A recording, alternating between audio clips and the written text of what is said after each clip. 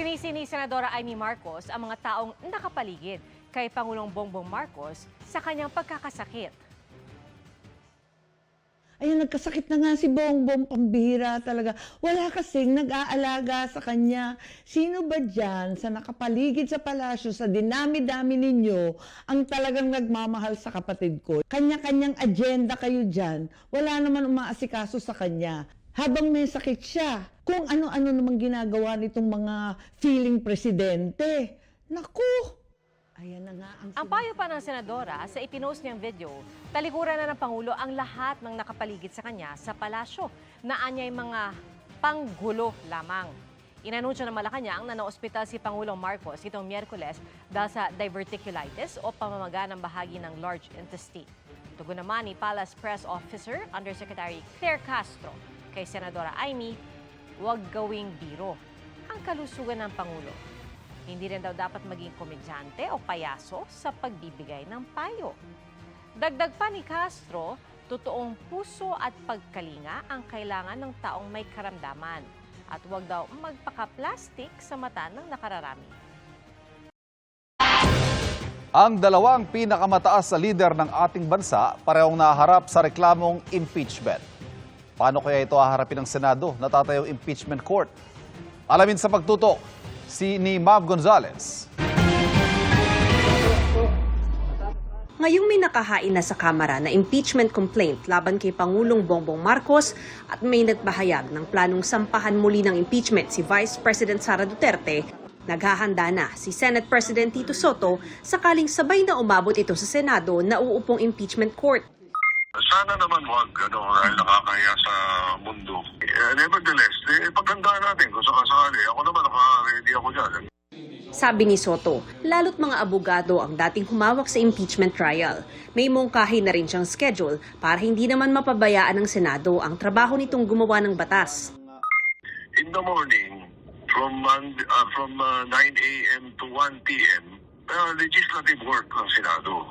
Pagdating ng 3 p.m. up, the impeachment court. Ngayon, kung sakasakali, sinabi nila, dinalawa. The very remote possibility, sabay natin, dalawa. Gawin natin MWF yung isa, TPS yung isa. Hindi, siguro naman majority ng mga members papayag. Giit ni Soto, dapat umaksyon agad ang Senado oras na ipinadala na sa kanila ang articles of impeachment.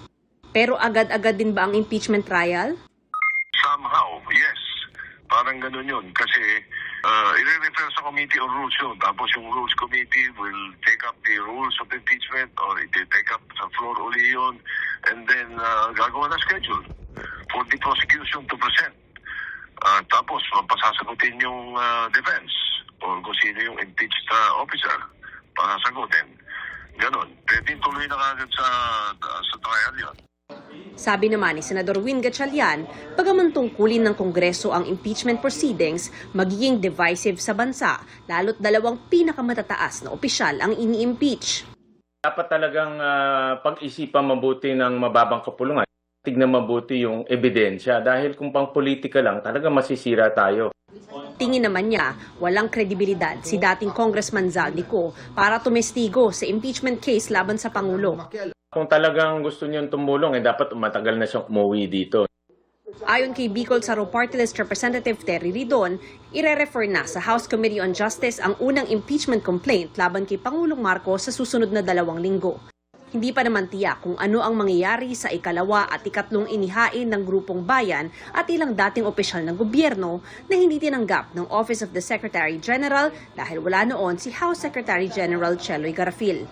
Yung ikatlong impeachment complaint, wala kang lumitaw na endorser po ng House member. So tingin ko hindi yun talaga mailalatag as part of the order of business at mare-refer to the House Committee on Justice. No? So yung sa ikalawang impeachment complaint lang po, yung magkakaroon ng aktual na debate sa korte kung constructively filed or kung mali ba na hindi po tinanggap ng House Office of the Secretary General. Kahit po wala po si SecGen nung pong araw na ito.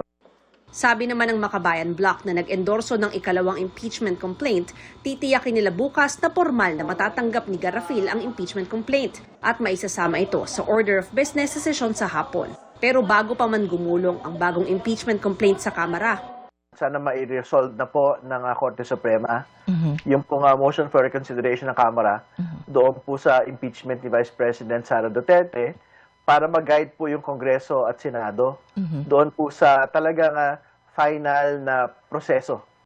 If they will grant the MR, it means that the impeachment complaint archive in the Senate can be reinstated.